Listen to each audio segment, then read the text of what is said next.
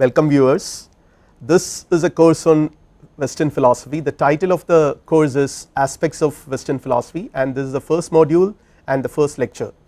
The topics which we are going to discuss are, first of all we will see the Ionian period, then we will go on discussing or having a very brief overview of Greek civilization.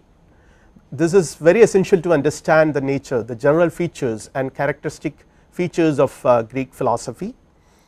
Then we will have the social, political and cultural aspects that determined the nature of Greek civilization and Greek philosophy.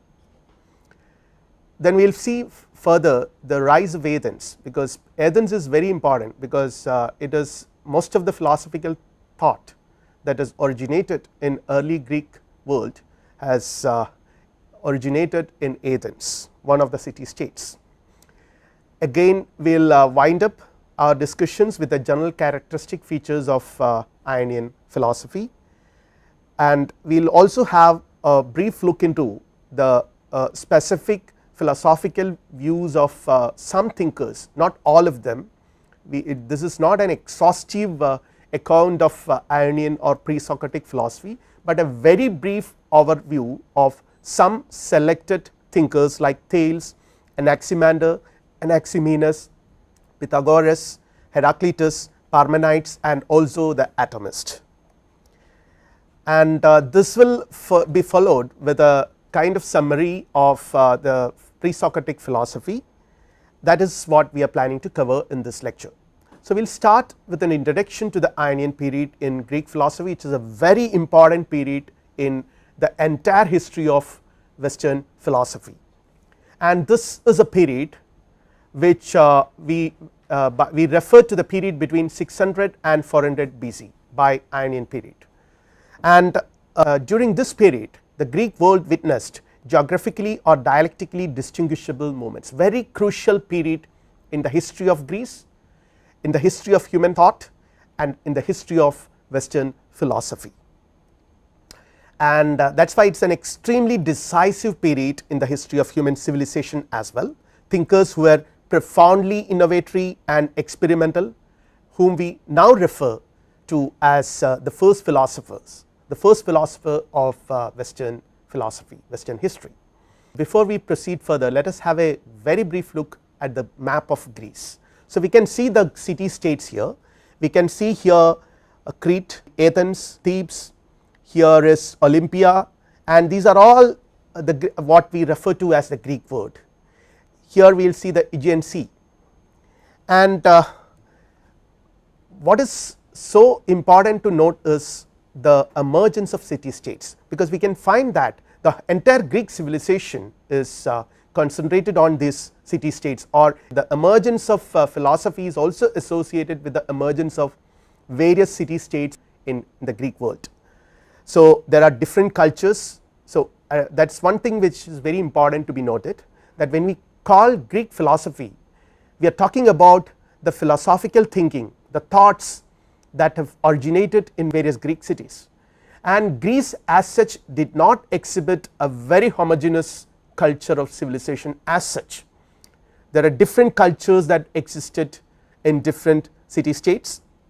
The environments and socio-political structures were also different in these different city states. So these differences also contributed to the richness and the diversity of Greek philosophy as we understand it today. So before we look into the details of Greek philosophy, let us have a very brief overview of Greek civilization, and this is particularly accounted by Bertrand Russell in his A History of Western Philosophy. So this account relies on Bertrand Russell's account in his book History of Western Philosophy. This is what Russell says at the very outset: in all history nothing is so surprising or so difficult to account for as the sudden rise of civilization in Greece. So there are a lot of issues connected, there are a lot of arguments, lot of viewpoints about the emergence of Greek civilization. I am not entering into those details here. I will straight away come to the point. From around 2500 BC to 1400 BC, the Minoan culture existed in the island of Crete, and it spread about 1600 BC to the mainland of Greece. This is a beginning, we can understand this as the beginning, and the Mayan culture was dominated in commerce and was artistically advanced. Again, about 900 BC, the Mycenaeans who spoke Greek conquered them. And when you come to Greek civilization again, the Greeks came to Greece in 3 successive ways. This is according to Bertrand Russell. First the Ionians, then came the Achaeans, and finally the Dorians. And these are not, there are a lot of conflicts involved in this successive arrival of Greeks. The Ionians adopted the Cretan civilization, the Achaeans defeated them, but their civilization was destroyed by the Dorians. So it is a story of conflict as well. Again, Dorians retained the original Indo-European religion of their ancestors. So when we talk about Greek civilization, the first thing that comes to our mind probably is the wonderful religion these people, the mythology, the Greek mythology these people have developed, which is depicted and narrated in the works of Homer, Iliad and Odyssey. So Dorians have retained the original Indo-European religion of their ancestors, and that was spread all over Greece during this period. The religion of classical Greeks was blend of Dorian and the Mycenaean religion.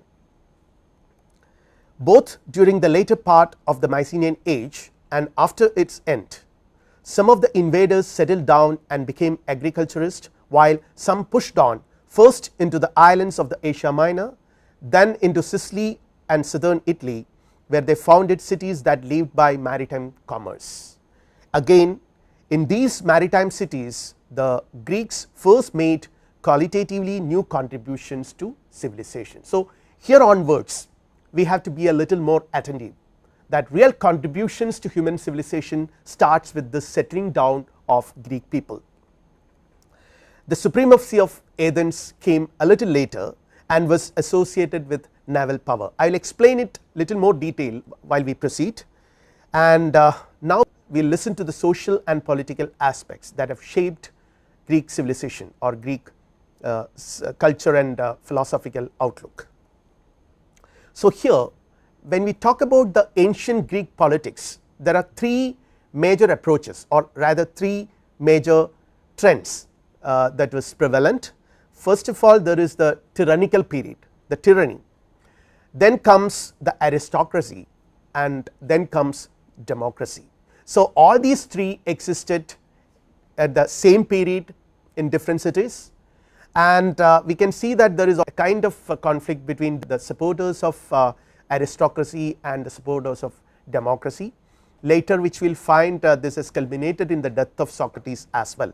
We will discuss all these issues in the subsequent lectures, and here one interesting aspect is that when we talk about Greek democracy, it is a unique conception of democracy, not in the sense we understand the term democracy today in the modern world. So, but still it was a government by all the citizens, but they have a conception of citizen which was unique. It was not an all inclusive notion, that it never included every human being in the society. They of course they left out women and slaves, they were not included into the category of citizen in the Greek democratic culture. So this is a portrait of Homer, and when we refer to cultural aspects, of course Homer is one person which comes to our mind so frequently and so suddenly, and here we have to refer to the art of writing, and this was the Greeks have got this from the Phoenicians. Greeks modified it, and this accelerated the rise of their civilization.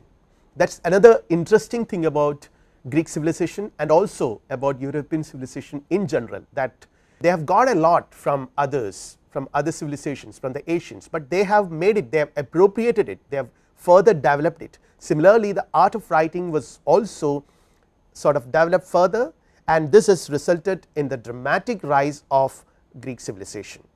And next major event in the history of Greek civilization is the composition of Iliad and Odyssey by Homer, which I have already mentioned during 750 to 550 BC. So, here is a paragraph, here is a quotation from Bertrand Russell. Homer as a finished achievement was a product of Ionia, that is of part of Hellenic Asia Minor and the adjacent islands. Sometime during the 6th century at latest, the Homeric poems became fixed in their present form. It is also during this century that Greek science and philosophy and mathematics began. So, let us have a kind of summary, the three main civilizations of Greece now. The Trojans in Troy, the Cretan or Minoan in Crete, and the Messenian in the Greek mainland. And one thing to be noted here, when we, since this is a course on philosophy, the most striking aspect or the most important and relevant thing to be noted is the rise of Athens as a superpower. Superpower not in the modern sense, not in the military sense of the term, but in the intellectual sense of the term. So, there are several reasons for that: geographical, cultural, historical, political, and several other reasons for this. The first one is that it is located in the east, was a gateway to Asia Minor. So, since it performed as a gateway, a lot of exchanges went on, lot of interaction with other cultures, other civilizations happened. This has contributed to the richness and diversity of Athenian people. Had a very good port, that is another reason, because since it had a very good port, commerce took place in a major way. Had a great maritime fleet, and again during 490 to 470 BC, together with Sparta, Athens fought with the Persians and under Darius and Xerxes.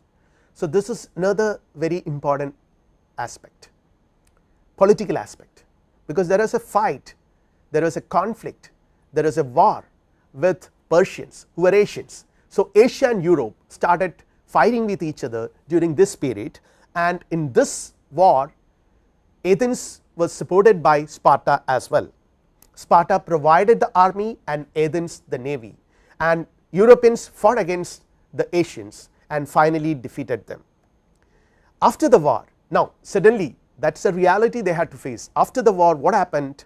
Sparta demobilized its troops and suffered economic turmoil, because the troops were sent back home, demobilized, and what will these people do? But for Athens, turned its navy, because Athens contributed to naval power. So, it could immediately transform, turn its navy into a merchant fleet, which has further contributed to the development of commerce, economic, vibrant economic activities. People in Athens interacted with people across the world, different cultures, different civilizations, and again trading necessitated the growth of mathematics. So, gradually this process, this vibrant economic process has also fostered the growth of sciences, various sciences. First of all, mathematics, because trading necessitated the growth of mathematics. Also contact with India, where mathematics and philosophy were dominant. They had trading relations with India since ages. The Greeks and the Romans had trading relationship with India. During that period, India was a great civilization where mathematics was developed, astronomy was developed, and also philosophy was dominant. So, naturally the Greeks were also, they also came into contact with these intellectual developments in other civilizations and other cultures. Astronomy became necessary for the navigators, because because they had to sort of go to the sea, go to the ocean, and to find their directions they need to master in astronomy, and this they could do because of their contact with the Egyptians and the Babylonian civilization, where astronomy was developed. And economic prosperity, the next step, economic prosperity naturally brought leisure and security, which are essential for speculative philosophical thinking. So, naturally there are a lot of leisure time available for the rich people in Athens to think about, to contemplate about the first realities, to highly metaphysical questions, raise the first metaphysical, most innovatory questions of human reality. Now, we will see a brief summary of this development, what we have discussed now. So, the early and later Greek civilization, the early period is 1200 BC, where the fall of Mycenaean civilization is what we refer to as the early period. Then comes 800 BC, which is called the later civilization, where the emergence of city states took place. In between you have the dark ages. We do not know much about this period, what has happened in this period, or the intellectual and other kinds of developments that have taken place during this period is not really known to us, and also no significant influence of early on later, because of this dark ages which comes in between. There is no significant influence of the early on the later. And when we talk about emergence of cities, city states, I have already mentioned it. Greece was divided into a large number of small independent states, each consisting of a city with some agricultural territory surrounding it. So this is what gives you a picture of Greek city states. And finally we have the greatest philosopher of Greek civilization, arguably the greatest philosopher of Greek civilization, Socrates, 399 BC. And we are particularly concerned about the pre-Socratic thinkers here. This is the pre-Socratic thinkers with whom we are dealing with in this lecture: Ionians, Pythagoreans, Eleatic philosophers, and the Sophists. Sophists, of course, we will not be discussing in this lecture. So this is again a brief overview of philosophy. You have Ionianic, Pythagorean, Eleatic, and the Sophistic, and here Ionian thinkers have developed. They were good in physics in the not in the typical scientific sense of the term. We identify it as the development of physics here because these philosophers were naturalists. They were concerned about the natural world which is sensible. When we come to Pythagoreans, Pythagoras was reputed for his developing a philosophy based on mathematic numbers and also a religion. So ethics was given utmost importance in Pythagoras philosophy. So ethics. Then when it comes to Eleatic, we will find the dialectic development. So physics, ethics, and dialectic. And when you come to the Sophist, which is almost the Socratic period, we will find a decline of all these sciences. So there you can find that there is a real need for an emergence of philosophy in a new fashion, which we will see in the subsequent lectures. Now when we talk about, I will have a very brief overview of this. When we talk about the early Ionians, we refer to Thales, Anaximander, and Anaximenes. The first, Aristotle actually calls them the first physiologists or students of nature. The reason will be explained later. The problem of the origin and loss of the physical universe, this was a major concern of these early Ionians, the origin and loss of the physical universe. The fundamental substance, we will explain it slightly later. The world is originated from a primitive substance, that is the primary assumption. There is a substance out of which everything in this universe, the diversity, the diverse objects, everything in this universe has come out of. That is the primary assumptions of this early Ionian philosophy. And when we come to the later period, later Ionians are again very profound thinkers like Heraclitus, Empedocles, Anaxagoras, and the like. And the problem of the origin and nature of the universe still persists. Even for them, that is very important. Though they have advanced the thinking, the line of thinking, the approaches of the early Ionians further into different domains, still the problem of the fundamental substance persists in their philosophy as well.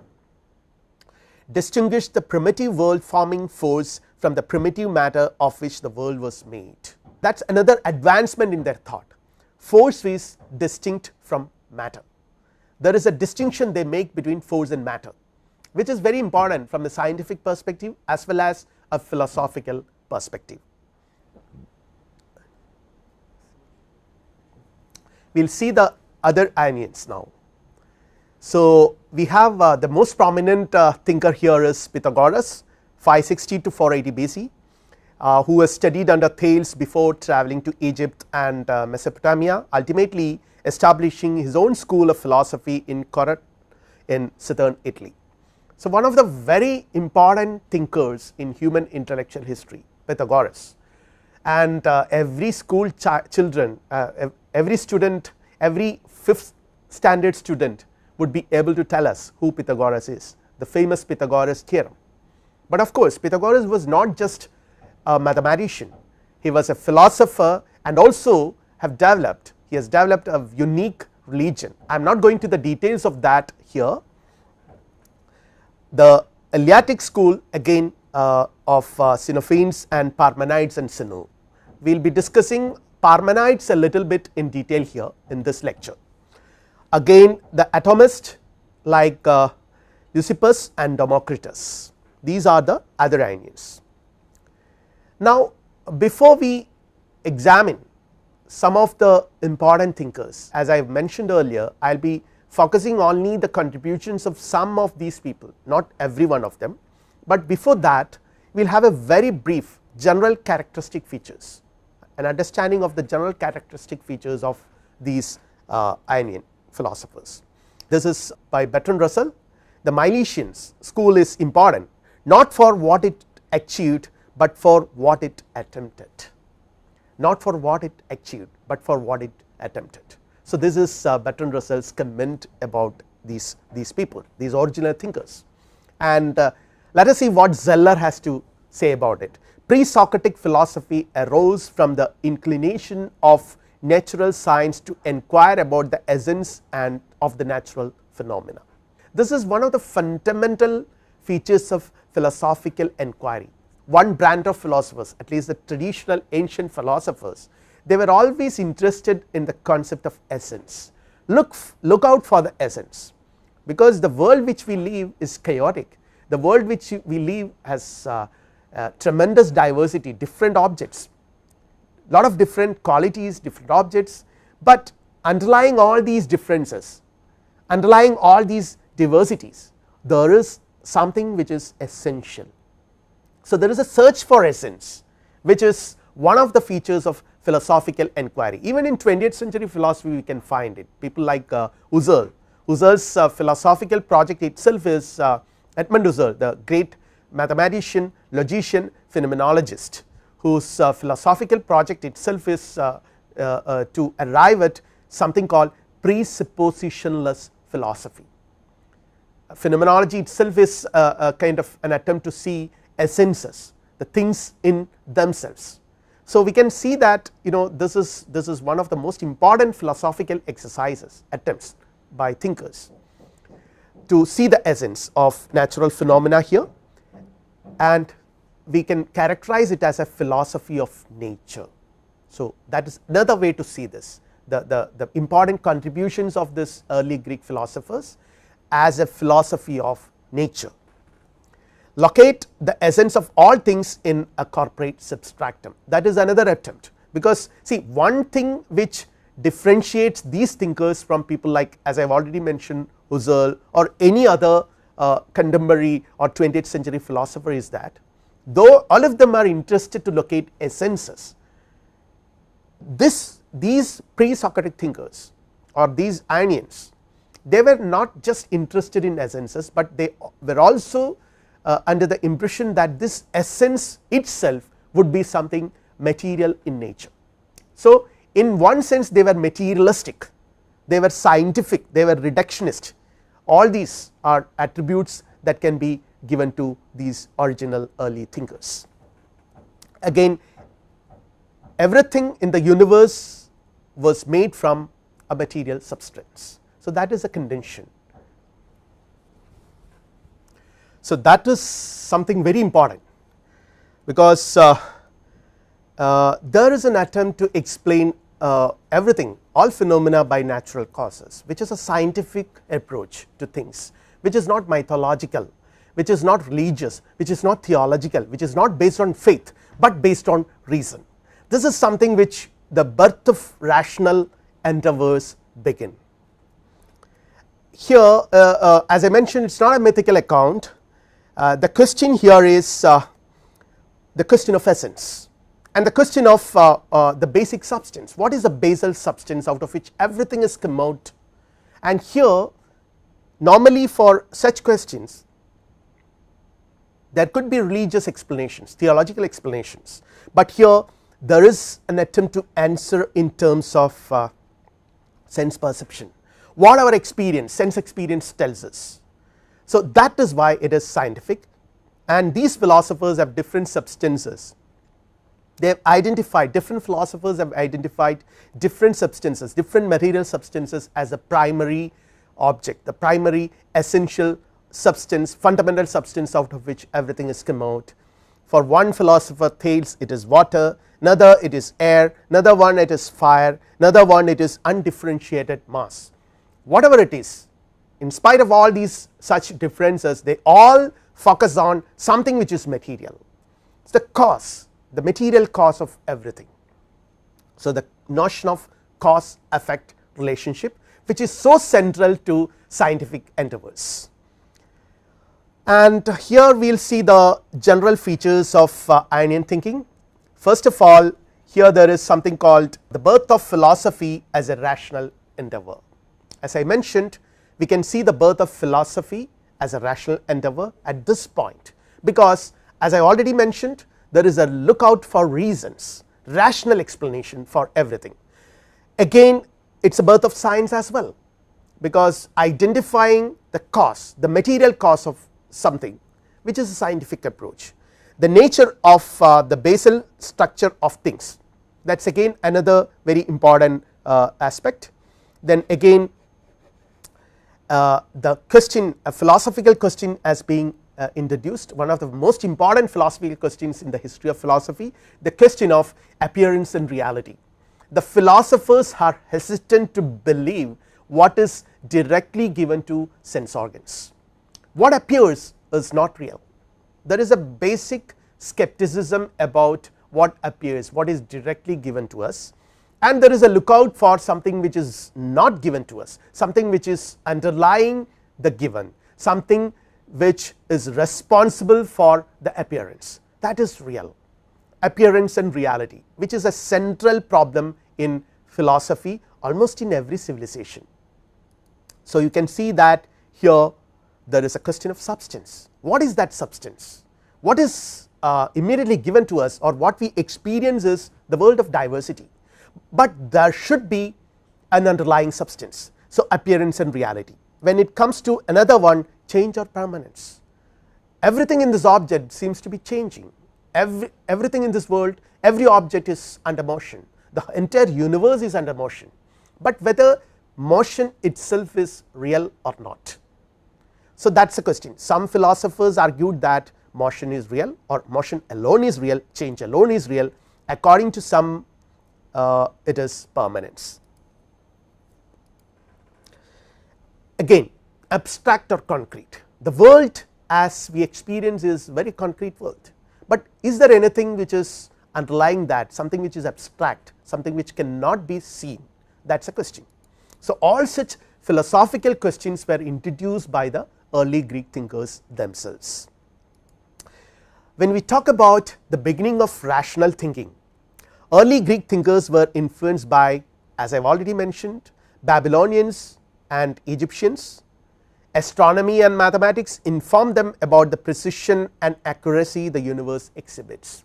See, it's, let us accept that the world around us is under motion, there is a flux, there is change, but whether this change is arbitrary, whether this change is blind, or does it exhibit, or does it follow some sort of a law, some sort of a principle. So this is the search for such principles is a scientific search. We can see this in the classical example of the discovery of gravitation principle by Isaac Newton. The principle of gravity is a law which every object in this universe follows. So the change that takes place in this universe is not arbitrary, it is not by chance things happen, but there are certain laws, there are certain principles.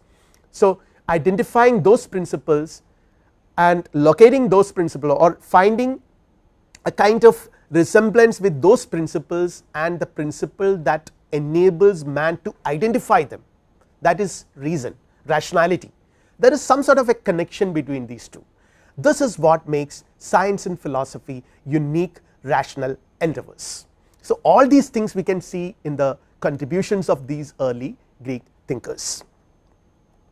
The idea that everything can be rationally understood. So, there are things which we can definitely approach any phenomena in this world from a theological perspective. Why certain things happen? Because God has decided it to happen. So, there is no further questioning of this issue then, if you say that everything is decided by God, but a rational approach cannot be satisfied with such a reference to faith. So, you need a causal explanation model, which has become so central to scientific endeavors later.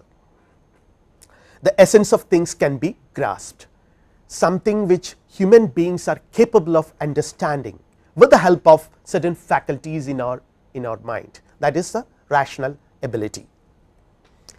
Now, I have already given a very brief outlook, a kind of a feel about what are some of the important characteristic features of pre-Socratic thinking.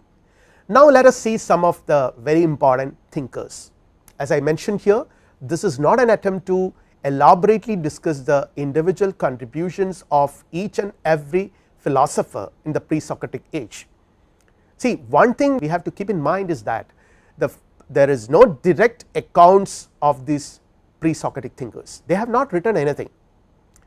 Till Socrates, no one has written anything. We have information about their philosophies by secondary sources, primarily by several other writers. One important information we receive from Aristotle himself, who refers to many of these the contributions of many of these thinkers in his writings. So, there are certain limitations when we try to approach their philosophical contributions, but at the same time historians of philosophy have arrived at reasonably good accounts of the philosophical contributions of these early thinkers. So, let us start with Thales of Miletus, and he is hailed as the celebrated father of Western philosophy, Thales, and he was one of the 7 wise men of Greece. He was born about the year BC 640 in Miletus in Asia Minor and died at the age of 78. These are some of the tentative information about his life which we have. There is no unanimity about these views, but roughly these are the things which we understand about him. Thales, who had some contacts with Babylonia, where astronomers knew that eclipses recur in a cycle of about 19 years, predicted an eclipse which took place in 585 BC. This made him famous. So, he was primarily known as, recognized as an astronomer. Then later on his philosophical thinking also developed. So, he was, as I mentioned earlier, he was hailed as one of the 7 wise men of ancient Greece, and he learnt from Egypt the science of geometry as well.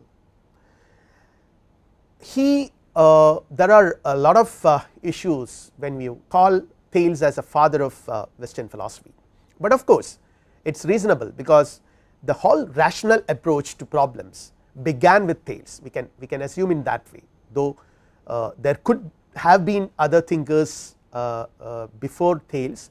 At least Thales is the first major name that occurs, referred by many later philosophers including Aristotle.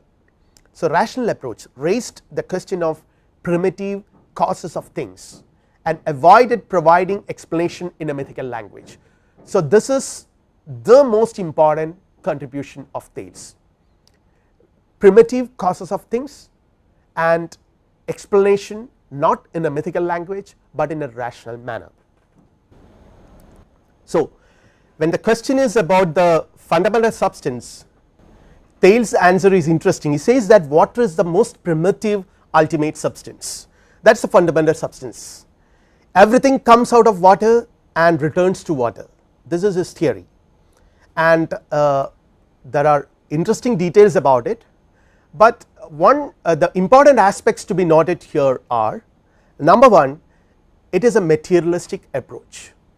So, in that way it is very important, whether it is water or air, whatever it is a materialistic approach, it is reductionistic, reductionistic in the sense that it is reducing everything to one single principle. It is scientific because it looks for the causes, the fundamental causes. Then it is rational, it does not depend on mythological or theological explanations, and after all it is philosophical. So, these are some of the very important features to be noted when we try to understand Thales' contributions. So, in this sense we can say that the birth of philosophy as a rational endeavour took place with Thales. Now, the next important philosopher whom we are going to discuss is Anaximander, who again agreed a lot with his predecessor Thales, but the fundamental substance for him is not one of the material substances like water, but it must be an eternal, infinite, imperishable substance. It need not be any particular substance, but it should be an eternal, infinite and imperishable substance. All qualities are derived from this substance for him, and again water itself as a material substance which we can observe comes out of such a primary substance according to Anaximander. And he says all things in this world come from this great mass of undifferentiated matter. So, what is the substance for him? It is a great mass of undifferentiated matter. You cannot differentiate it, you cannot determine what it is indeterminate, it is imperishable, it is infinite and it is eternal. Tendency towards an abstract mode of thinking. This is something which is so striking about Anaximander. Thales was referring to a substance which is material, which is concrete, but here we can see there is a tendency towards a more abstract mode of thinking, which is very important for philosophical contemplations, because philosophy in a very important sense deals with abstract entities. The doctrine of the indestructibility of matter is again contained in Anaximander's view. Matter is indestructible, which is a scientific principle which is also contained in Anaximander's view. Now, another philosopher who is a pupil of Anaximander is Anaximenes. Here we can see a retreat, he goes back. The fundamental substance is infinite, but it is not indeterminate. This is what Anaximenes says. It is air or vapor or mist, it is air. For Anaximenes the fundamental substance is air, because there is reason for that, because air is a life giving element both in organisms as well as in the universe, the principle of the universe. Without air nothing happens in this universe. So, he considered air as the most primitive substance, and it is animate as well. It extends infinitely through space, something which extends infinitely in the infinite space is nothing but air. So, air must be the fundamental substance. And now we come to one of the most important and interesting thinkers of entire human history, Pythagoras. I have already gave a very brief introduction about him, where the focus is on abstract form and relations. The concrete entities like air or water cannot be the realities, but this entire universe which is perceived, which is sensed through our sense organs cannot be ultimate reality. Then what is it? Pythagoras found that everything in this world can be explained in terms of numbers, abstract numbers. Everything concrete in this world can be explained, explicated and described in terms of abstract numbers. So, numbers are more fundamental and real than concrete objects and entities in this world. The measure, order, proportion and uniform recurrence in this world, in this universe, can be expressed in numbers, and numbers are the only true realities. And this conception, this preoccupation with numbers has ultimately fostered the study of astronomy and various other disciplines associated with that. So, now we come to another important thinker, Heraclitus. So, this is one important thing, one interesting feature about Greek philosophy. Every generation you will find an innovative thinker, an original thinker who comes up with something very substantially different from his predecessor. So, this is something which we can understand as a tradition of critical discourse. A tradition of critical discourse is where there is a continuity from Thales to Anaximander, there is a continuity, but at the same time Anaximander does not repeat what Thales has said. It is not just repeating what his predecessor has said, it is contributing substantially by critically evaluating the contributions of your predecessors. So, this is what later on people, particularly Karl Popper, interestingly calls as the terms as the tradition of critical discourse which existed in the West. Each generation adds new things. So, Heraclitus, another very important thinker, we will find a question, a different question. Though he retains some of the important original issues, he now raises a different question, whether change or permanence is real, because we see things changing in this world, but whether change or permanence is real, because you, on the one hand, there is a contention that everything comes out of a primary substance. So, everything in this world is nothing but transformations of this primary substance. So, primary substance as such is the only real. Then what about changes? So, this is the question, and change constitutes the very life of the universe. This is his contention. He says that it is change, not permanence. Whatever permanence we observe is an illusion. It is change alone is real, permanence is an illusion. And he says that one cannot step into the same river twice, the famous Heraclitean statement, which in India we could see the Buddhists also have stated something very similar to this. One cannot step into the same river twice, because both oneself who is trying to step down into the river as well as the river would have undergone change by the time, because everything is momentary. The entire universe is in the state of ceaseless change, ceaseless flux, and reality is an endless process of becoming. There is no being as such which is static, which is stagnant, but everything is in an endless process of becoming, process, change. Fire is the vital principle in the organism and the essence of the soul. Now he comes back, he returns to the question of the original substance which his predecessors have raised, and he comes up with an answer. Fire is the most primary fundamental substance, and it is the vital principle of the organism and also the universe. Fire is the symbol of the ceaseless activity for him. And one thing which is very interesting about Heraclitus is that, as I have already mentioned, he adds substantially new things, new innovatory ideas to his the thoughts of his predecessors. Everything is changed into its opposite. So, this is the dialectic aspect is introduced, everything changes to its opposite. This is something which we will find in modern Western philosophy as well. No thing has permanent qualities, every object is a union of opposite qualities, otherwise the world would have stagnated. This is a very interesting, very innovatory assumption, that there is change in this universe. The change is possible because every object is a union of opposite contradictory qualities, otherwise the world would have stagnated and died off, but the world is vibrant. That is because there is, every object in this world is a union of opposite qualities. Everything is both is and is not. Harmony is the result of the union of opposites. He says that harmony, whatever harmony the universe exhibits, is nothing but a result of union of opposites. The change is not arbitrary, but is a law governed, it is a rational process. This is another very significant contribution by Heraclitus. The change which we perceive, which we experience, is not a blind arbitrary change. The universe is not ruled by chance, but it is law governed. I have already mentioned it earlier. There is a conception of law governed activity, and what is this process? It must be a law governed process, it must be a rational process.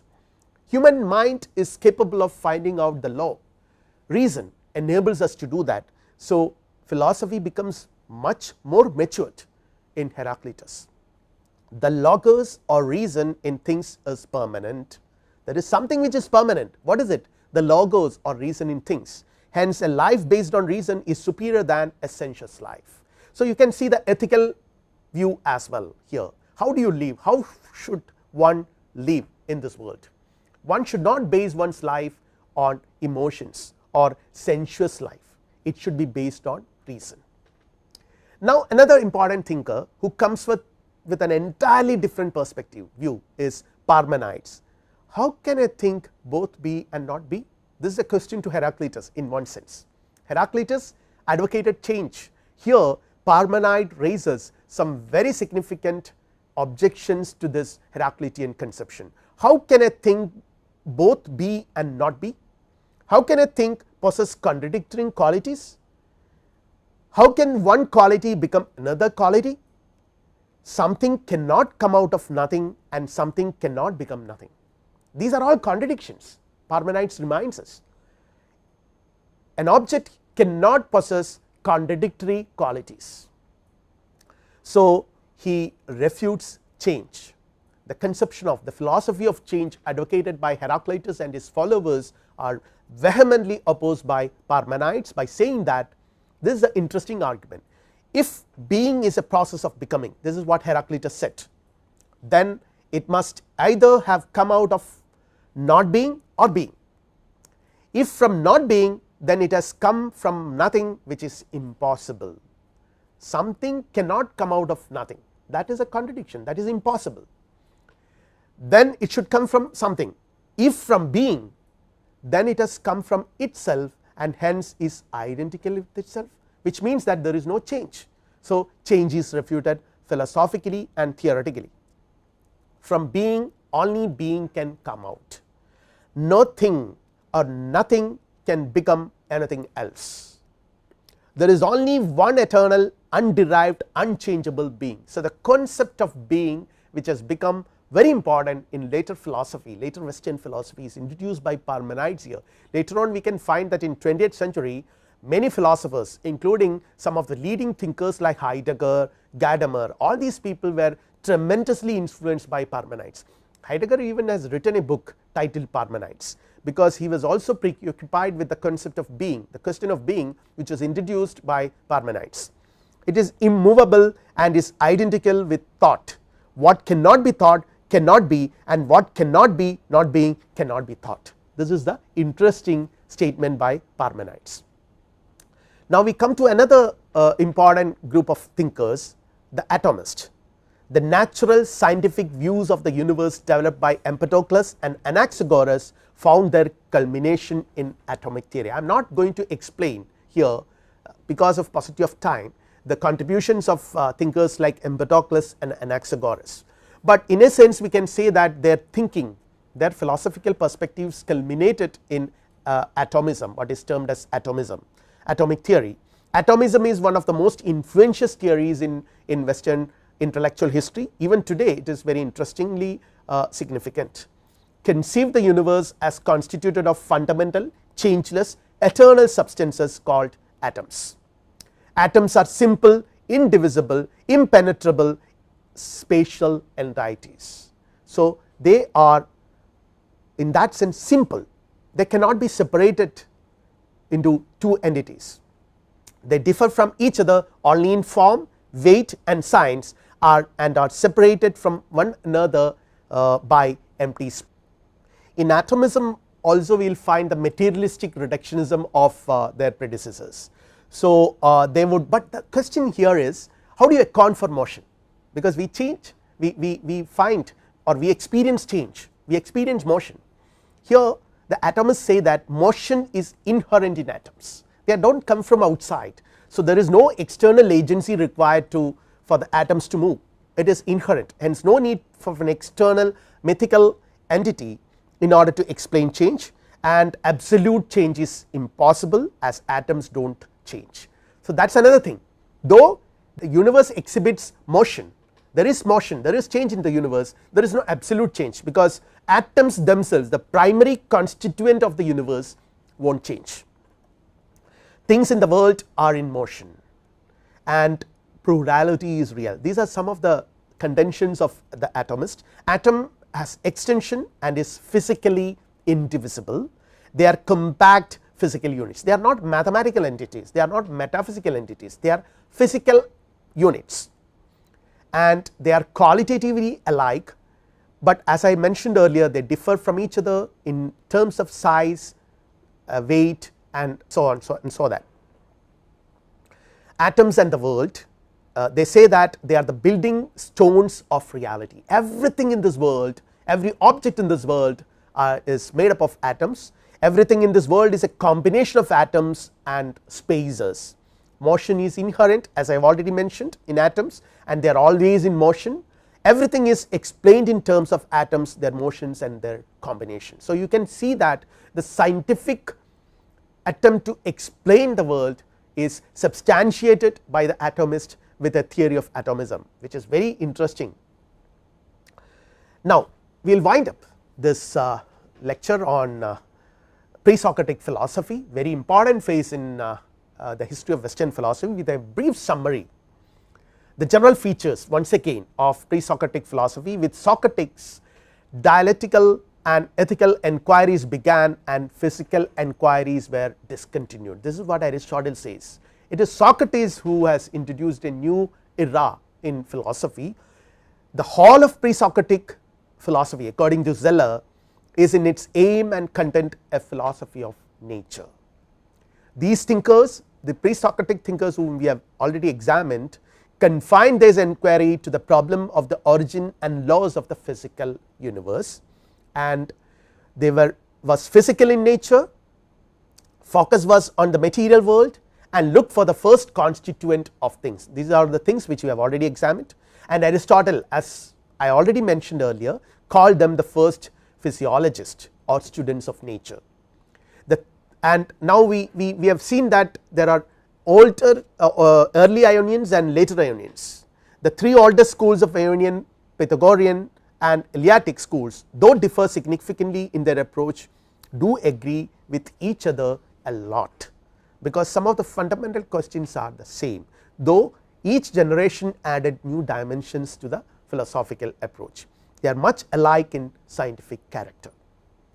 Again, there is an attempt to explain everything with the help of rational principles, I have already mentioned. Attempt to provide a unified view of the universe, this is again a scientific philosophical approach. Fascination for abstract thinking, we could see that from Anaximander onwards it begins, and then reluctance in accepting a commonsensical outlook, which is so characteristic of philosophical inquiry. Philosophy in one sense is a denial of common sense. So, in that sense we can see that the introduction of this approach in this early Greek period, suspecting the sensible world, so that introducing the problem of appearance and reality, which is so central to philosophical inquiry. So, these are in nutshell, this is what has happened.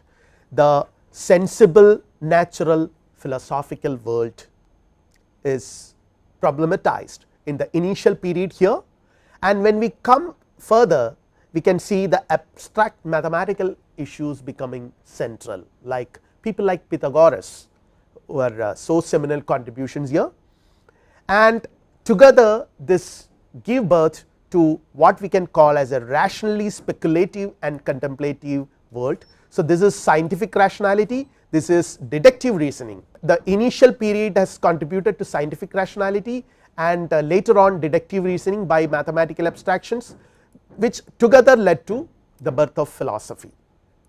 Let us now wind up our discussion and have a look at the summary of the topics which we have discussed. We had an overview of Greek civilization and history, an overview of pre-Socratic philosophy, the nature of philosophical approach in the early period is examined, the birth of philosophy and science as rational endeavors is also examined in this lecture. In the following lectures we will have more interesting discussions about the initial philosophical issues discussed by early Greek thinkers, particularly sophists, Socrates and other Greek philosophers. So, these are the references used for preparing this lecture. We will wind up this lecture. Thank you.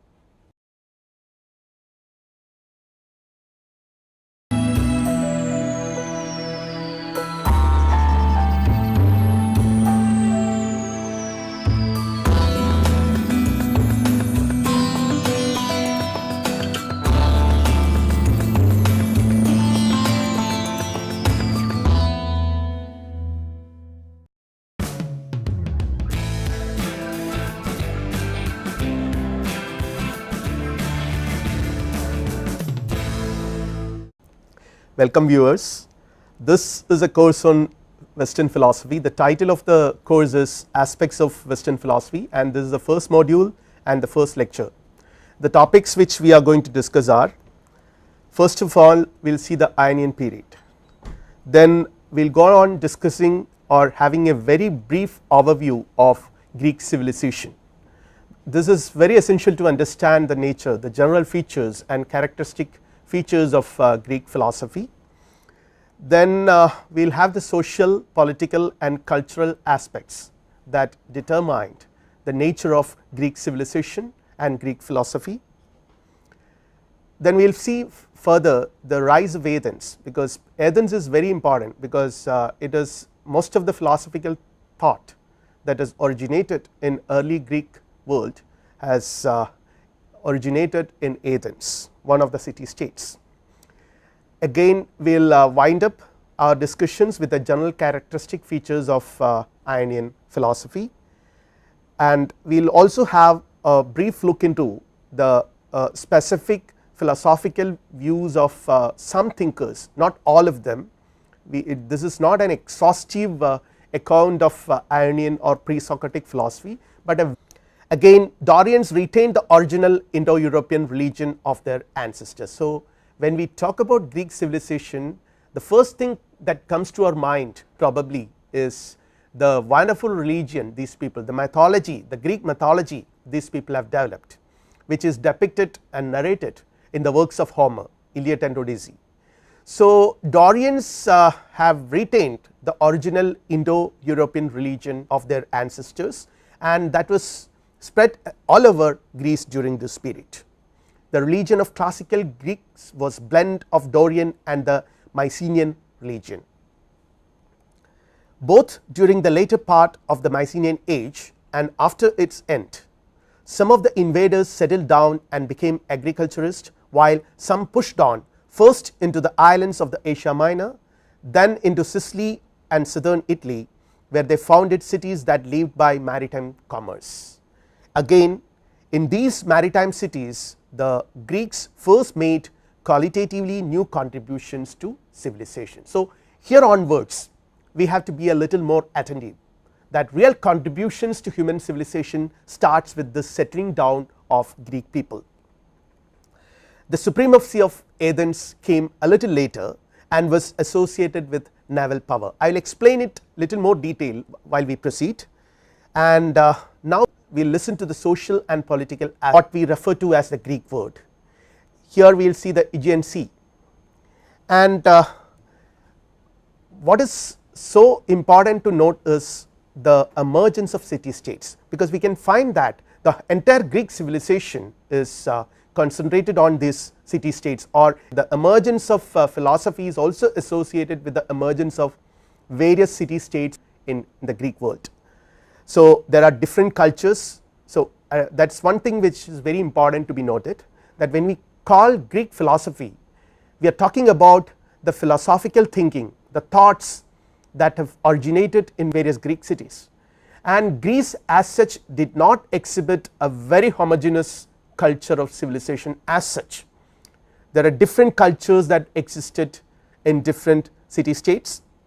The environments and socio-political structures were also different in these different city states. So these differences also contributed to the richness and the diversity of Greek philosophy as we understand it today. So before we look into the details of Greek philosophy, let us have a very brief overview of Greek civilization, and this is particularly accounted by Bertrand Russell in his A History of Western Philosophy. So this account relies on Bertrand Russell's account in his book History of Western Philosophy.